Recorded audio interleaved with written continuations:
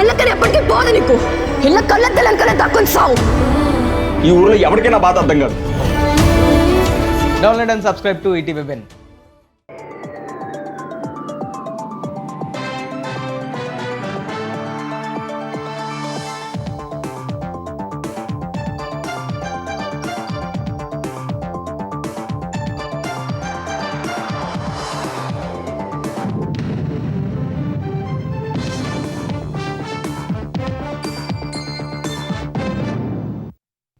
నమస్కారం, ETV న్యూస్కు స్వాగతం. ముఖ్యాంశాలు. మధ్యప్రాచ్యంలో తీవ్రమైన ఇజ్రాయెల్ అమెరికా దాడులు. లంక తీరంలో ఇరాన్ నౌకను ముంచేసిన అగ్రరాజ్యం.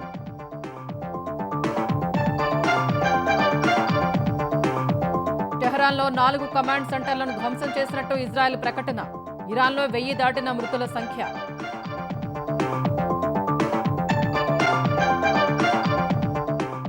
గల్ఫ్ దేశాల్లోని అమెరికా స్థావరాలే లక్ష్యంగా ఇరాన్ దాడులు. వందల సంఖ్యలో క్షిపణులు, డ్రోన్ల ప్రయోగం. ఇరాన్ దాడితో ఖతార్లో ధ్వంసమైన అమెరికా రాడార్ స్టేషన్. పర్షియన్ గల్ఫ్లో తగ్గనున్న US క్షిపణి రక్షణ సామర్థ్యం. మధ్యప్రాచ్యంలో యుద్ధంతో స్టాక్ మార్కెట్లకు వరుస నష్టాలు. 2 రోజుల్లో 16 లక్షల కోట్ల మదుపరుల సంపద ఆవిరి. తిరుమలలో లడ్డూ కల్తీపై మరోసారి దద్దరిల్లిన ఏపీ శాసన మండలి. అధికార విపక్షాల వాగ్వాదం, పరస్పర విమర్శలు. వైసీపీ దుష్ప్రచారంతో ఏపీలో అభివృద్ధి ఆగదన్న చంద్రబాబు. AI, క్వాంటం, డ్రోన్ హబ్లకు నిలయం కానుందని వెల్లడి. తెలంగాణలో 2 రాజ్యసభ అభ్యర్థుల భర్తీపై కాంగ్రెస్ కసరత్తు. ఢిల్లీలో AICC పెద్దలతో చర్చిస్తున్న CM Revanth.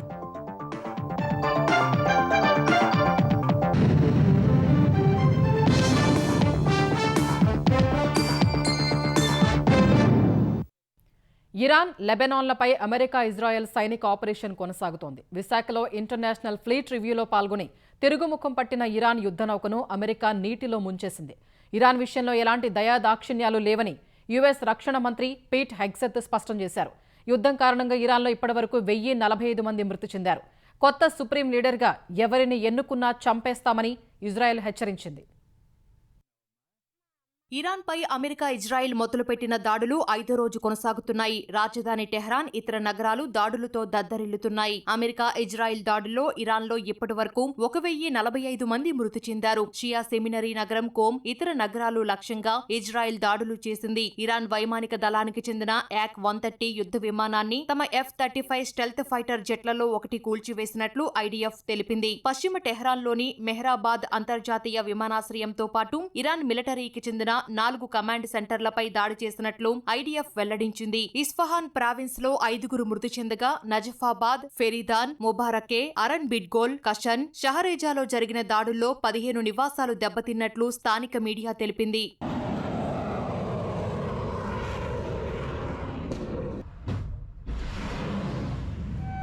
Iran supreme leader ఎవరైనా సరే వారిని హతమారుస్తామని ఇజ్రాయెల్ సైనిక అధికార ప్రతినిధి డెఫ్రిన్ హెచ్చరించారు. గత నెల 28 నుంచి ఇప్పటి వరకు ఇరాన్లోని 2000 లక్ష్యాలపై దాడులు చేసినట్లు అమెరికా సెంట్రల్ కమాండ్ తెలిపింది. శ్రీలంక తీరంలో ఇరాన్కు చెందిన యుద్ధ నౌక ఐరిస్ డెనాను అమెరికా నీట ముంచేసింది. గత నెల 17న విశాఖలో జరిగిన ఇంటర్నేషనల్ ఫ్లీట్ రివ్యూలో పాల్గొన్న ఐరిస్ డెనా ఇరాన్కు తిరుగు ప్రయాణమైంది. శ్రీలంకలోని గాలే మీదుగా వెళ్తున్న సమయంలో అంతర్జాతీయ జలాల్లో ఉండగా అమెరికాకు చెందిన సబ్మెరైన్ టార్పెడతో ఐరిస్ డెనాపై దాడి చేసింది. నీట మునిగిపోతున్న నౌక నుంచి 32 మందిని శ్రీలంక నేవీ కాపాడింది. మరో 150 మంది మృతి చెందినట్లు సమాచారం. అంతర్జాతీయ జలాల్లోనే ఐరిస్ డెనాను ధ్వంసం చేసినట్లు అమెరికా రక్షణ మంత్రి పీట్ హెగ్సెత్ ప్రకటించారు. ఇరాన్ విషయంలో దయా దాక్షిణ్యాలు లేవన్న ఆయన తాము చెప్పేంత వరకు యుద్ధం ఆగదన్నారు. ఇరాన్పై విధ్వంసకర దాడులు చేస్తున్నామని, నిర్ణయాత్మక విజయం దిశగా సాగుతున్నామని వివరించారు.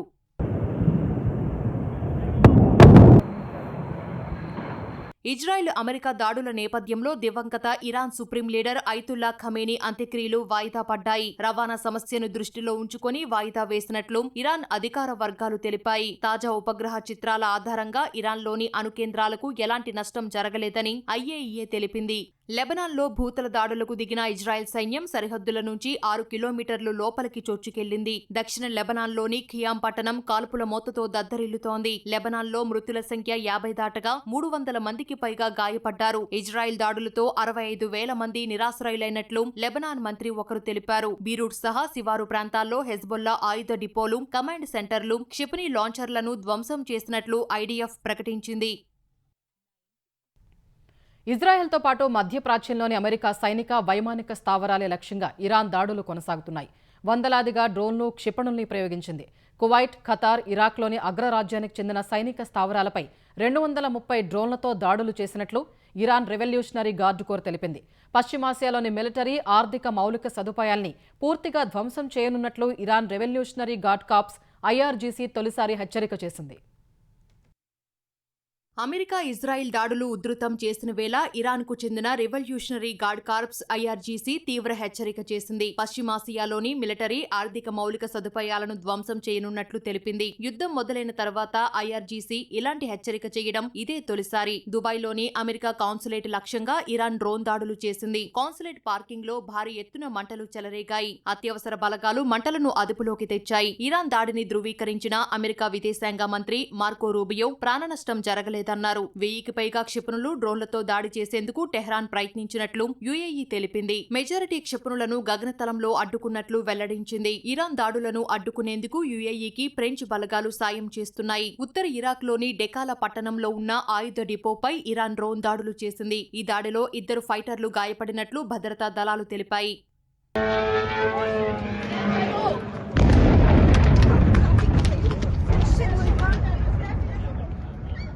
ఖతార్లోని అమెరికా వైమానిక స్థావరం లక్ష్యంగా ఇరాన్ 2 బాలిస్టిక్ క్షిపణులను ప్రయోగించింది. వాటిలో ఒకదాన్ని ఖతార్ గగనతల రక్షణ వ్యవస్థలు అడ్డుకున్నాయి. మరొకటి అల్ ఉదీద్ వైమానిక స్థావరాన్ని తాకింది. ఈ దాడులను ఖతార్ రక్షణ శాఖ ధృవీకరించింది. 2 క్రూయిజ్ క్షిపణులను, 9 డ్రోన్లను కూల్చినట్లు సౌదీ అరేబియా రక్షణ శాఖ తెలిపింది. అయితే అవి ఎక్కడి నుండి వచ్చాయో వెల్లడించలేదు. రాస్ తనూరా రిఫైనరీ లక్ష్యంగా ప్రయోగించిన మరో డ్రోన్ను అడ్డుకున్నట్లు సౌదీ అరేబియా తెలిపింది. ఇజ్రాయెల్ దిశగా ఇరాన్ పలు క్షిపణులను ప్రయోగించింది.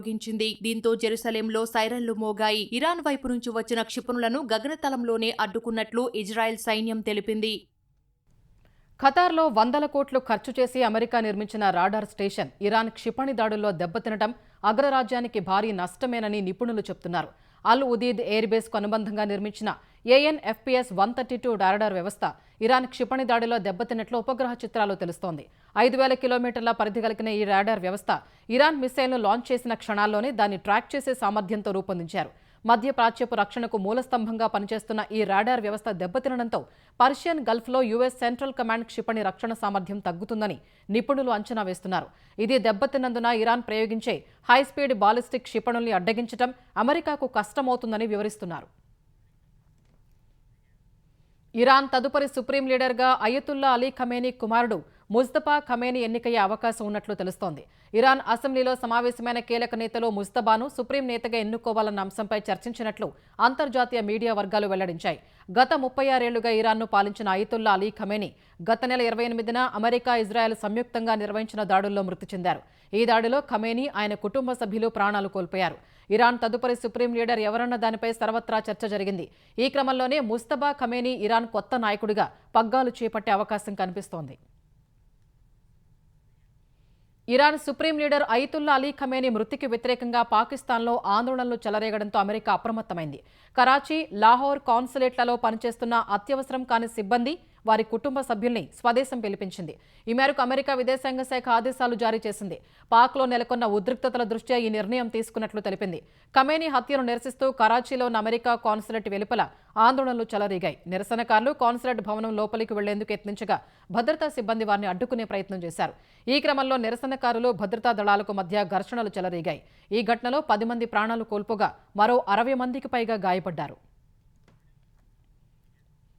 తిరుమల లడ్డూకు నెయ్యి కల్తీ సరఫరాపై ఆంధ్రప్రదేశ్ మండలిలో జరిగిన చర్చ తీవ్ర వాదోపవాదాలకు దారితీసింది. తొలుత మంత్రి ప్రకటన చేయడంపై మండలి చైర్మన్, మంత్రులకు మధ్య సంవాదం జరిగింది. చర్చ సందర్భంగా వైసీపీ సభ్యులు చేసిన ఆరోపణలపై మంత్రులు అంతే ధీటుగా స్పందించగా సభ పలుమార్లు వాయిదా పడింది. చివరకు వైసీపీ సభ్యుల ఆందోళనతో రేపటికి వాయిదా పడింది. ఆంధ్రప్రదేశ్ శాసన మండలిలో తిరుమల లడ్డూ తయారీలో కల్తీ నెయ్యి అంశంపై స్వల్పకాలిక చర్చ చేపట్టారు. చర్చకు ముందు ప్రకటన చేసేందుకు ఆంధ్రప్రదేశ్ దేవాదాయ శాఖ మంత్రి ఆనం రామనారాయణ రెడ్డి సిద్ధం కాగా ముందు చర్చ తర్వాతే ప్రకటన చేయాలని చైర్మన్ సూచించారు. అయితే మంత్రి ప్రకటన తర్వాతే చర్చ చేపట్టాలని సహచర మంత్రులు పయ్యావుల కేశవ్, నాదెండ్ల మనోహర్, అచ్చెన్నాయుడు కోరారు. ఈ సందర్భంగా సభలో నిబంధనలపై చైర్మన్ కు మంత్రులకు మధ్య వాగ్వాదం జరిగింది. ఒకే సబ్జెక్ట్ రెండు మోషన్ తీసుకోలేరు. మనోహర్ గారు నేను రెండు ఎవాల్యుయేటింగ్ కాదు. అనంతరం లడ్డూ కల్తీ ఘటనపై చర్చను వైసీపీ సభ్యుడు పర్వతరెడ్డి చంద్రశేఖర్ రెడ్డి ప్రారంభించారు. నెయ్యిలో పశువుల కొవ్వు లేదని సీబీఐ చెప్పినా అధికార పక్షం తప్పుదోవ పట్టిస్తోందని ఆయన ఆరోపించారు. ఇందుకు పయ్యావుల కేశవ్ అభ్యంతరం చెప్పారు. ఈ సందర్భంగా మాట్లాడేందుకు యత్నించిన మంత్రి ఆనం రామనారాయణ రెడ్డిపైకి వైసీపీ సభ్యుడు మాధవరావు దూసుకు వెళ్లారు. ఆయనకు మద్దతుగా ఇతర వైసీపీ సభ్యులు వెళ్లగా కూటమి పక్ష ఎమ్మెల్సీలు మంత్రికి మద్దతుగా నిలిచారు. ఈ సందర్భంగా సభలో తీవ్ర గందరగోళం చోటు చేసుకుంది. టీటీడీ జీఎం మురళీకృష్ణ గారు ఒక కంప్లైంట్ ఇచ్చారు అధ్యక్ష. ఎన్డీడీబీ రిపోర్ట్ ప్రకారం దీంట్లో సంథింగ్ ఎనిమల్ ఫ్యాట్స్ కూడా ఉన్నాయి, మీరు విచారణ చేయించండి అని చెప్పి రాశారు అధ్యక్ష. సిబిఐ దాన్ని మెన్షన్ చేసి ఫైనల్ రిపోర్ట్లో దాంట్లో ఎనిమల్ ఫ్యాట్ లేదని చెప్పింది. వీళ్ళు ఇచ్చిన కంప్లైంట్, ఆ కంప్లైంట్ ని సిబిఐ మెన్షన్ చేస్తే అది సిబిఐ రిపోర్ట్ అని చెప్పారు. అది సిబిఐ రిపోర్ట్ అని చెప్పారు అధ్యక్ష. I would like to set the record. నిలబడు నిలబడు నిలబడు నిలబడు అందరూ నిలబడండి. ఓకే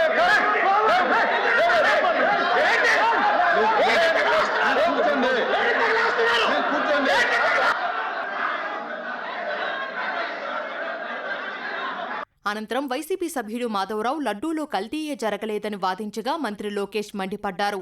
ప్రపంచంలో ఉండే హిందువులందరికీ నేను చెప్తా ఉన్నాను, తిరుమల లడ్డూ ఎప్పుడు కూడా కల్తీ జరగలేదు. నాణ్యత లోపం వల్ల ట్యాంకర్ రిజెక్ట్ అయింది. మీ హయాంలో సిగ్గుండాలి. కల్తీ జరగలేదంటారా? దేవుడు వదిలిపెట్టాడు. మాధవుడికి చెప్తున్నా, దేవుడు మిమ్మల్ని వదిలిపెట్టాడు. టైం అండ్ డేట్ వేసుకో బ్రదర్. టీటీడీ నిబంధనలు నీరుగార్చి కల్తీ నెయ్యికి కారకులయ్యారని చర్చలో పాల్గొన్న ఎమ్మెల్సీ పంచుమర్తి అనురాధ విమర్శించారు. సభలో వైసీపీ సభ్యుల తీరుపై మంత్రి అచ్చెన్న మండిపడ్డారు. ఈ క్రమంలోనే మండలి చైర్మన్ ను క్రిస్టియన్ అని మంత్రి అచ్చెన్న అనగా తాను హిందువునేనని మోషన్ రాజు చెప్పారు. అందుకు అచ్చెన్నాయుడు తప్పైందని చెప్పారు. అయినా వినని వైసీపీ సభ్యులు మంత్రి క్షమాపణ చెప్పాలంటూ నినాదాలు చేశారు. ఈ ఆందోళనల మధ్య సభ కాసేపు వాయిదా పడింది. తమరు క్రిస్టియన్, మీ నాయకుడు క్రిస్టియన్, నేను తప్పు పట్టడం లేదు, తప్పు పట్టకూడదు కూడా. నేను హిందువుని, మీరు నన్ను క్రిస్టియన్ గా మాట్లాడటం అనేది నా యొక్క వ్యక్తిత్వాన్ని కించపరచడం, నా కులం మీద మీరు మాట్లాడటం అనేది కరెక్ట్ కాదు.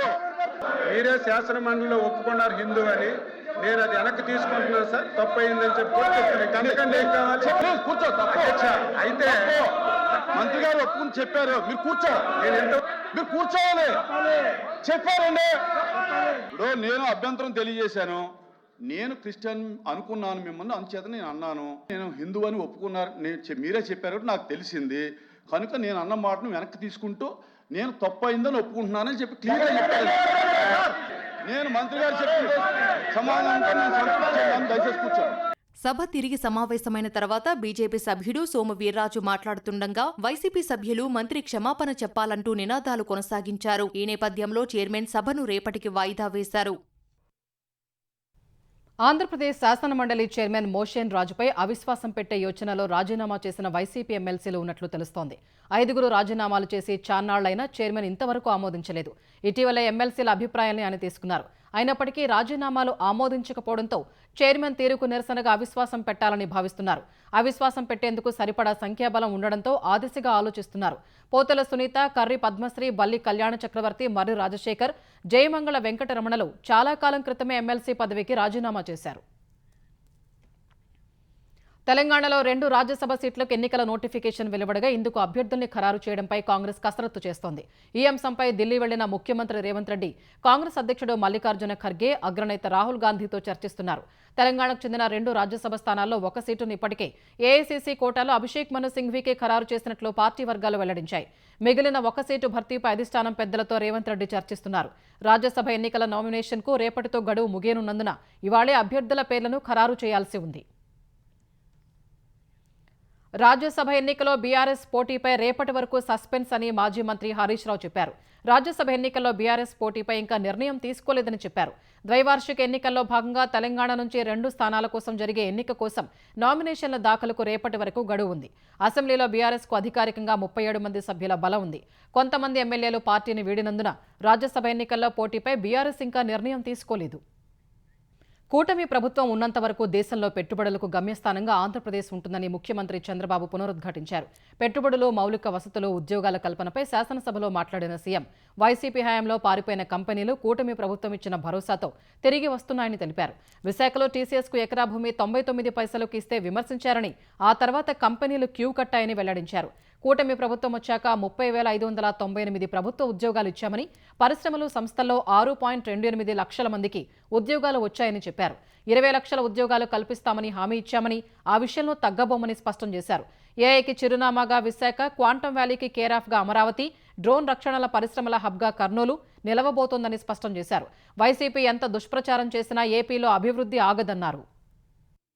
1920లో 16,924 పరిశ్రమలుంటే 23-24కి 16,011కు తగ్గిపోయినాయి. 913 కంపెనీలు తగ్గిపోయే పరిస్థితి వచ్చాయి. విశాఖపట్నంలో 99 పైసలు లేకుంటే రూపాయికి ల్యాండ్ ఇవ్వాలి ఎకరానికి కోరారు. నేను కూడా 2 నిమిషాలు ఆలోచించాను. ఫస్ట్ మేము యాక్సెప్ట్ చేసిన ప్రాజెక్టు టీసీఎస్. అది వచ్చిన తర్వాత క్యూ కట్టారు, అనేక కంపెనీలు వచ్చాయి. 20 నెలల్లో ఇన్ని కంపెనీలు విశాఖపట్నానికి రావడం ఒక చరిత్ర. Andhra Pradesh is a brand. NDA ఉన్నంత వరకు ఇక్కడ ప్రతి ఒక్కరు కూడా క్యూ కడుతూ పెట్టుబడి పెడతారు తప్ప ఫస్ట్ 20 లక్షల ఉద్యోగాలు ఇప్పిస్తామని చెప్పాం. 20 లక్షల ప్లస్ వస్తాయి తప్ప ఒక్క ఉద్యోగం కూడా తగ్గే పరిస్థితి ఉండదని తెలియజేస్తున్నా. ఏపీలోని యూనివర్సిటీల్లో మొత్తం 3,371 టీచింగ్ పోస్టులు ఖాళీగా ఉన్నాయని, కోర్టుల్లో ఉన్న కేసులను అధిగమించి 3 నెలల్లో భర్తీ చేస్తామని విద్యాశాఖ మంత్రి నారా లోకేష్ తెలిపారు. విశ్వవిద్యాలయాల్లో నియామకాలపై మండలిలో స్వతంత్ర ఎమ్మెల్సీ గోపీమూర్తి అడిగిన ప్రశ్నకు మంత్రి లోకేష్ సమాధానమిచ్చారు. ఏ వర్సిటీలో ఎంతమంది సిబ్బంది అవసరమో మ్యాన్ పవర్ ఆడిట్ చేసి తదనుగుణంగా చర్యలు చేపడతామన్నారు. వరి పంటకు ప్రత్యామ్నాయంగా రాయలసీమ జిల్లాల్లో హార్టికల్చర్, ఇతర ప్రాంతాల్లో పామాయిల్ సాగుని పెద్ద ఎత్తున ప్రోత్సహిస్తున్నట్లు ఆంధ్రప్రదేశ్ వ్యవసాయ శాఖ మంత్రి అచ్చెన్నాయుడు తెలిపారు. వరి రైతులకు నష్టాలు, సేంద్రియ సాగు, ప్రత్యామ్నాయ పంటలపై ఎమ్మెల్యేలు ఈశ్వరరావు, కామినేని శ్రీనివాస్ అడిగిన ప్రశ్నకు మంత్రి సమాధానమిచ్చారు. వరి పంట ద్వారా ఎకరాకు 6,000 మాత్రమే ఆదాయం వస్తుంటే కందికి 26,000, మినుములు 21,000, జొన్నకు 16,000 ఆదాయం వస్తుందన్నారు. పామాయిల్ పండిస్తే ఎకరాకు 1,60,000 ఆదాయం ఉంటుందని వివరించారు. అందుకే పామాయిల్ పంట పండించే వారికి ప్రోత్సాహకాలు ఇస్తున్నట్లు మంత్రి తెలిపారు. కాకినాడ జిల్లా వేట్లపాలెంలోని సూర్యశ్రీ ఫైర్ వర్క్స్ లో జరిగిన ప్రమాదంపై విచారణకు ఆంధ్రప్రదేశ్ ప్రభుత్వం కమిటీని ఏర్పాటు చేసింది. మున్సిపల్ శాఖ ముఖ్య కార్యదర్శి ఎస్ సురేష్ కుమార్, ఈగల్ అధిపతి ఆకే రవికృష్ణ నేతృత్వంలో విచారణ కమిటీ ఏర్పాటు చేస్తూ ఆదేశాలు జారీ చేసింది. ప్రమాదానికి గల కారణాలు, బాధ్యులైన వ్యక్తులు, అధికారుల్ని గుర్తించాలని ఆదేశించింది.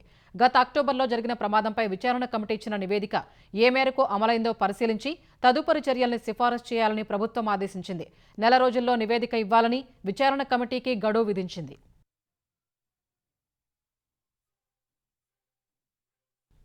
సింగూరు డ్యాం భద్రతకు ప్రభుత్వం అత్యధిక ప్రాధాన్యమిస్తోందని తెలంగాణ నీటిపారుదల శాఖ మంత్రి ఉత్తమ్ కుమార్ రెడ్డి చెప్పారు. త్వరలోనే తాను ప్రాజెక్టు వద్దకు వెళ్లి పరిస్థితిని సమీక్షిస్తానని తెలిపారు. ములుగు, సంగారెడ్డి జిల్లాలకు సంబంధించి నీటిపారుదల అంశాలపై మంత్రులు దామోదర రాజనరసింహ, పొంగులేటి శ్రీనివాసరెడ్డి, సీతక్క, వివేక్లతో ఉత్తమ్ సమీక్షించారు.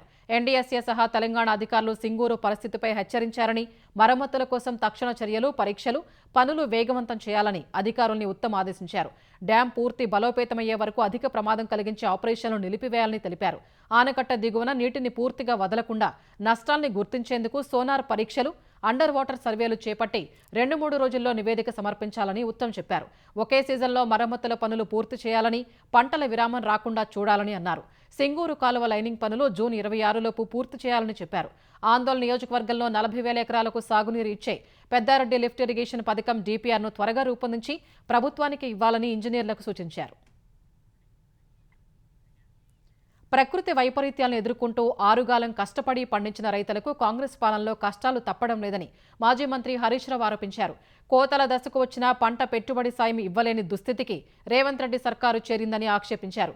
కొనుగోలు కేంద్రాలు ఏర్పాటు చేయకపోవడంతో మద్దతు ధర అందక మొక్కజొన్న రైతులు తీవ్ర నష్టాలను ఎదుర్కొంటున్నారని హరీష్ రావు తెలిపారు. సిద్దిపేట జిల్లా నంగునూరు మండలం ఆరేపల్లి గ్రామంలో 350 ఎకరాల్లో మొక్కజొన్న సాగు చేస్తున్న రైతులు ఏటా నష్టపోతున్నా ప్రభుత్వం పట్టించుకోవటం లేదన్నారు. కొనుగోలు కేంద్రం ఏర్పాటు చేయకపోవడంతో క్వింటాలకు 300 నుంచి 600 రూపాయల వరకు తక్కువ ధరకు రైతులు అమ్ముకోవాల్సి వస్తోందన్నారు. తెలంగాణ అంతటా మొక్కజొన్న రైతులు ఇలాంటి ఇబ్బందులు ఎదుర్కొంటున్నారని తెలిపారు. ప్రభుత్వం వెంటనే అన్ని ప్రాంతాల్లో కొనుగోలు కేంద్రాలు ఏర్పాటు చేసి కనీస మద్దతు ధర చెల్లించి మొక్కజొన్నను కొనుగోలు చేయాలని హరీష్ రావు డిమాండ్ చేశారు. తమిళనాడు అసెంబ్లీ ఎన్నికలు ఇతరులు భావించినట్లు సాధారణ ఎన్నికలు కావని టీవీకే అధ్యక్షుడు విజయ్ అన్నారు. ఈ ఎన్నికలు తనకు సముద్రమంత భావోద్వేగమని పేర్కొన్నారు. వచ్చే ఎన్నికల్లో తనకు ఒక అవకాశం ఇవ్వాలని ప్రజల్ని కోరారు. వచ్చే ఎన్నికల్లో టీవీకే విజయం సాధించాలంటే ప్రతి ఇంట్లో పోలింగ్ బూత్లో విజిల్ మోత మోగాలన్నారు. తంజావూరులో 8 నియోజకవర్గాలకు చెందిన పార్టీ నేతలతో సమావేశమైన విజయ్ ఢిల్లీ జట్టు క్రికెట్లో కూడా తమిళనాడును ఓడించలేదని, ఐపీఎల్లో విజిల్ వై అనే సీఎస్కే నినాదాన్ని ప్రస్తావించారు. డీఎంకే అంటే దుష్టశక్తి అని, చిన్నపిల్లలు కూడా అలాగే అంటున్నారని విజయ్ విమర్శించారు. చిత్తూరు జిల్లాలో జరిగిన ఘోర రోడ్డు ప్రమాదంలో శ్రీవారి దర్శనానికి వెళుతున్న 5 భక్తులు ప్రాణాలు కోల్పోయారు. గంగవరం మండలం వైఎస్ఆర్ జంక్షన్ సమీపంలో జరిగిన ఈ దుర్ఘటనలో 5 అక్కడికక్కడే ప్రాణాలు కోల్పోయారు. బెంగళూరు నగరం రాజాజీ నగర్కు చెందిన ఓ కుటుంబం శ్రీవారి దర్శనానికి వెళుతూ ఉండగా వారి కారు గంగవరం మండలం వైఎస్ఆర్ జంక్షన్ వద్ద రహదారిపై ముందు వెళుతున్న లారీని వెనక నుంచి అతివేగంగా ఢీకొట్టింది. ఈ వేగానికి కారు లారీ కిందకు దూసుకుపోయింది. ఈ ప్రమాదంలో కారులోని 3 మహిళలు సహా 5 అక్కడికక్కడే చనిపోయారు. ఈ ఘటనపై కేసు నమోదు చేసుకున్న పోలీసులు బెంగళూరులోని మృతుల బంధువులకు సమాచారం ఇచ్చారు. ఈ ప్రమాదంపై స్పందించిన ఏపీ మంత్రి మండిపల్లి రాంప్రసాద్ రెడ్డి బాధిత కుటుంబాలకు ప్రభుత్వం అండగా ఉంటుందని హామీ ఇచ్చారు. తెలంగాణ వ్యాప్తంగా హోలీ పండుగ సంబరాలు అంబరాన్నంటాయి. హైదరాబాద్ సహా పలు పట్టణాలు, గ్రామాల్లో రంగుల పండుగ సందడి నెలకొంది. నిన్న చంద్రగ్రహణం కావడంతో చాలా ప్రాంతాల్లో ఇవాళే హోలీ వేడుకలు ఘనంగా జరుపుకుంటున్నారు. సంగారెడ్డిలో కాంగ్రెస్ సీనియర్ నేత జగ్గారెడ్డి హోలీ ఆడుతూ కార్యకర్తలు, చిన్నారులతో కలిసి సరదాగా నృత్యం చేశారు. రామ్ మందిర్ కమాన్ వద్ద ఉట్టి కొట్టారు. హైదరాబాద్ బేగం బజార్లో రాజస్థాన్ సమాజ్కు చెందిన కుటుంబాలు రంగులు చల్లుతూ, నృత్యాలు చేస్తూ ఉత్సాహంగా గడిపాయి. సికింద్రాబాద్ బోయిన్పల్లి మల్లారెడ్డి గార్డెన్లో జరిగిన హోలీ సంబరాల్లో కంటోన్మెంట్ శాసనసభ్యుడు శ్రీ గణేష్ పాల్గొన్నారు. యూసఫ్గూడ, కృష్ణానగర్లో మహిళలు ఆటపాటలతో చిందులేస్తూ ఆనందంగా హోలీ జరుపుకున్నారు. మాదాపూర్, గచ్చిబౌలి, శిల్పారామంలో హోలీ వేడుకలు సందడిగా సాగాయి. నెక్లెస్ రోడ్లోని పీపుల్స్ ప్లాజా వద్ద హోలీ వేడుకల్లో ఖైరతాబాద్ ఎమ్మెల్యే దానం నాగేందర్ పాల్గొని డాన్స్ చేశారు. మేడ్చల్ ఎమ్మెల్యే మాజీ మంత్రి మల్లారెడ్డి బోయినపల్లిలోని తన నివాసంలో హోలీ ఆడారు. బ్యాండ్ వాయిస్తూ, నృత్యాలు చేస్తూ సందడి చేశారు.